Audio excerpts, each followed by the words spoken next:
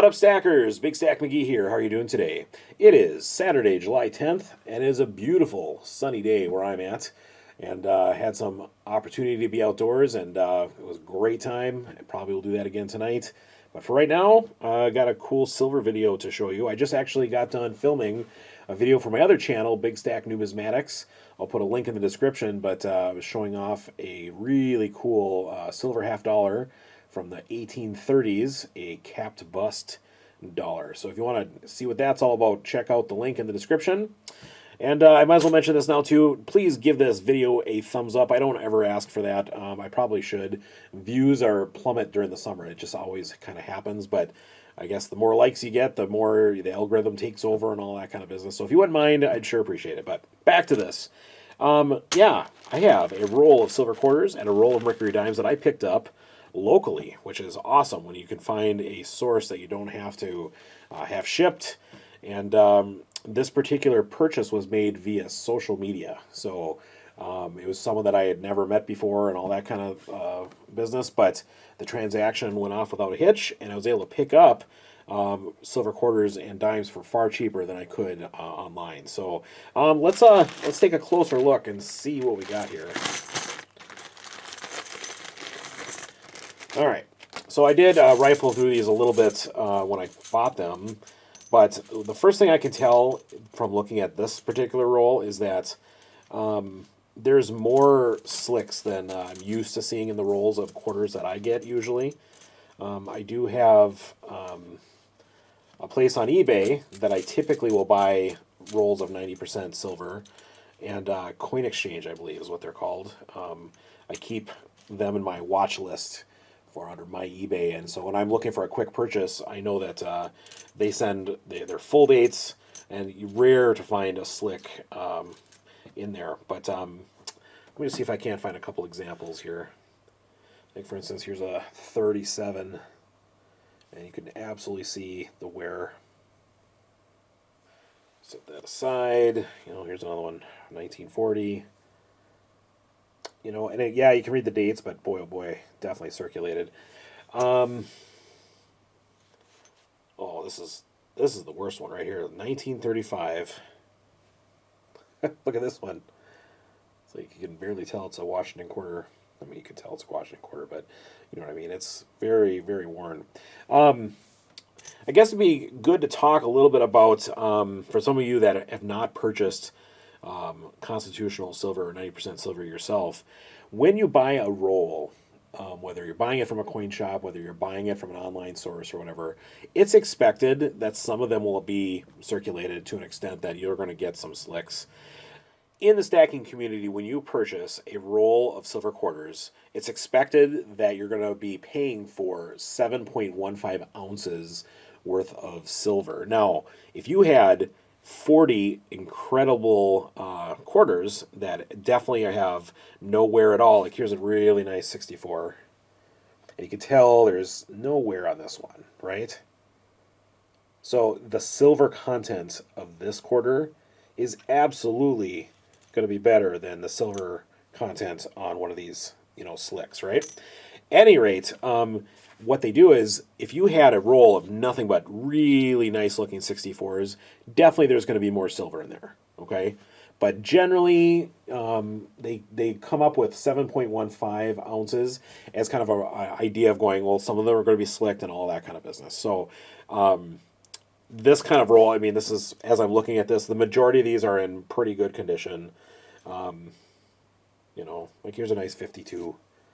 You can tell that it's circulated, but it's got the majority of the silver that needs to be in there, right? The slicks, I always hate slicks. They annoy me. But this particular roll has probably, I would call 5 of them very slicked, and a couple that are somewhat. Here's one that's somewhat. Right? No, that's just a regular slick. So maybe I have 6 slicks in here. But otherwise, not bad. All right. When you're buying silver like this for the intrinsic value, you just have to take a guess at how much actual silver is in there. So, all right. So there's the quarters. Let's move on to the mercs. I love Mercury dimes. Um,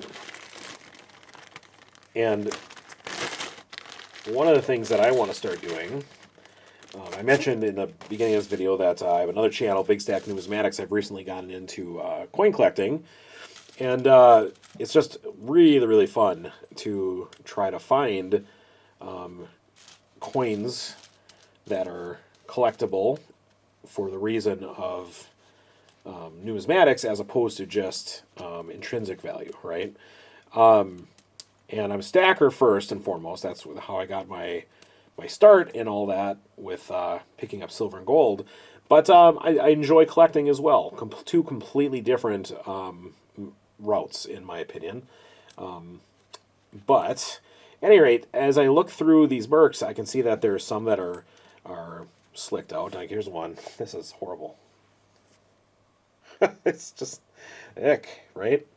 But there are some that are in very good condition. And one of the things I want to do is start going through my rolls of 90% and just see if there aren't some key dates in there. You know, when you find key dates, you can get way more for some of these coins as opposed to its intrinsic value for its collectible value based on the mint mark and the year.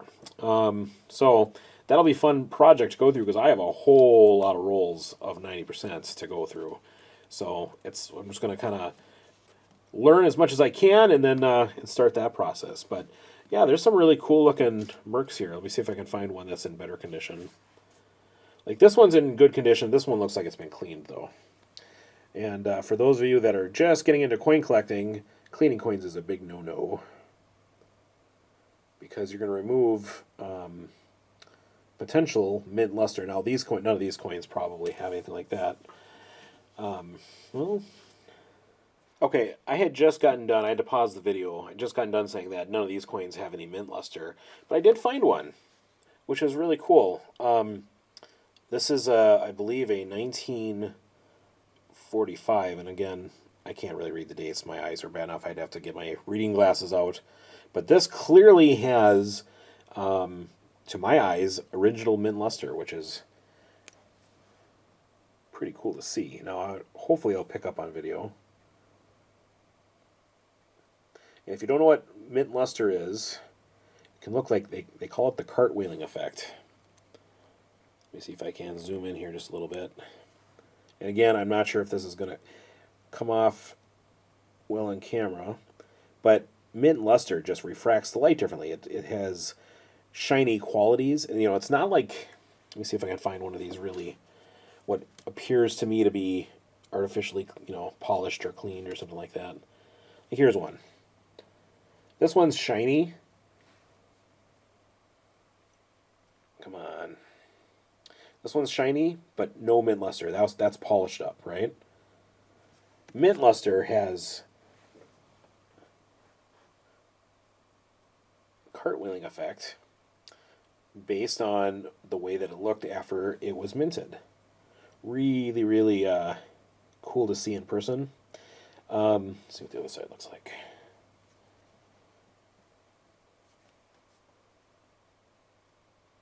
And I'm, again, not sure if this is picking up well on camera, but the light bounces on it differently. So it's kind of neat to see. Now it's a 45. I don't think that's worth anything more than a normal silver dime would be worth. I'd have to look into that, but it's cool to find one that has that look. In the quarters, I didn't see a single one that really had a mint luster, but in the dimes, that's kind of unexpected. So neat. I'll set that one aside. And at any rate, based upon 7.15 ounces, that's generally accepted for this roll. Dimes are half that. So it is a little bit more than 10 ounces of silver, and a pretty good local silver score for me. So pretty happy to add that to the stack. Now, if you remember, I've been trying to complete a guardhouse box. It will require 50 rolls. So this is another one to put into that, and I'm a little bit more than halfway with that. Dimes, it's been a long time since I've actually gone through my guardhouse box and added more recent dime pickups, so I think I might be really close to completing that. So I think my next video, or at least coming up soon, is I'll be adding this roll to that and kind of seeing where we're at, and that'll give me kind of if I have met the goal, we'll fill the box, and fantastic. If not, I know what I need to do to complete it. So, at any rate, thanks for spending a little bit of time checking out my video. I sure appreciate it.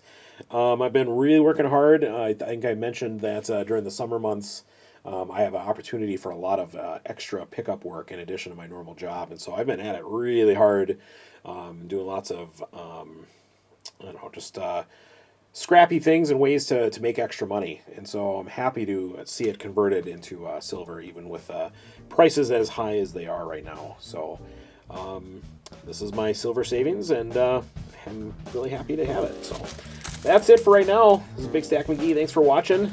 Sure appreciate it, and we'll be back at you next weekend. Talk to you soon. Thanks.